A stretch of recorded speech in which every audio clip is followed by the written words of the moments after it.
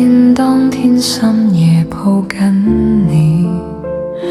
也曾明白此刻相聚無永久，只怕誓盟漸鎖淚痕，飛進夢裏，仍是愛着你，分秒間遺下這段對話經已消逝去，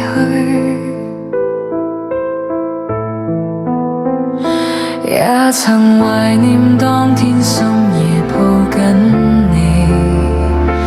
也曾明白此刻相聚沒永久，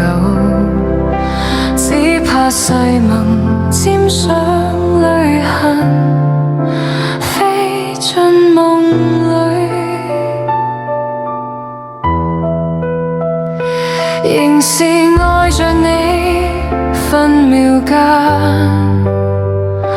遺下這段對話經已消逝去。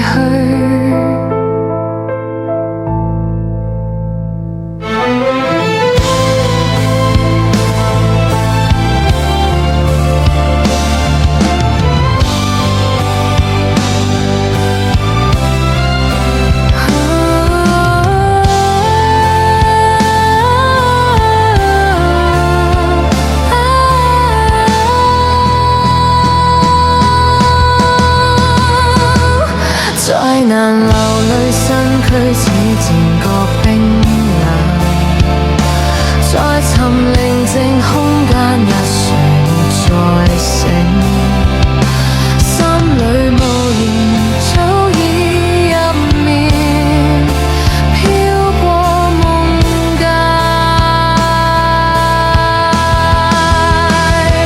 留在蓋着你的沿途，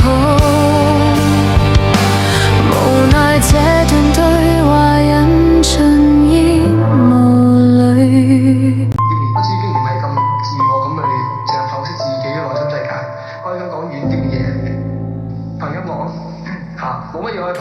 即係我唔會憑我自己或者其他嘅成員樣靚仔啲啊，或者識得講嘅啲，或者我就係憑音樂咁簡單。我都不斷喺度諗，即係話即係藝人啊嘅生活啊。會即係隨住年齡或者係時間咧，會令到人哋覺得年紀大啦唔掂啦，或者過時啦，嗰啲嘢創造出嚟啲嘢過時咁樣，即係可能你一跌就唔可以再上翻嚟。我不嬲都唔當自己係個藝人，我不嬲都唔希望自己話好完全好娛樂啲咁去生活嘅，因為我嘅工作我係喜歡玩音樂，而喺香港玩音樂就係等於喺娛樂圈裏面生存。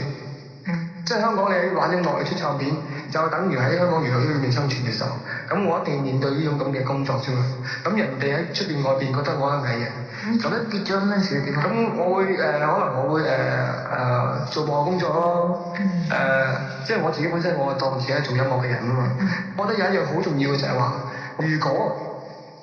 真係四個人即係一齊合作咗一樣嘢，係同心同力去做嘅咧，嗰個成功機會一定係大過係四個諗嘅嘢唔同，係真係四個係一條心咯。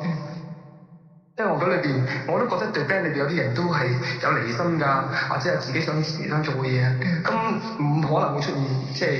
係今日嘅情形咯。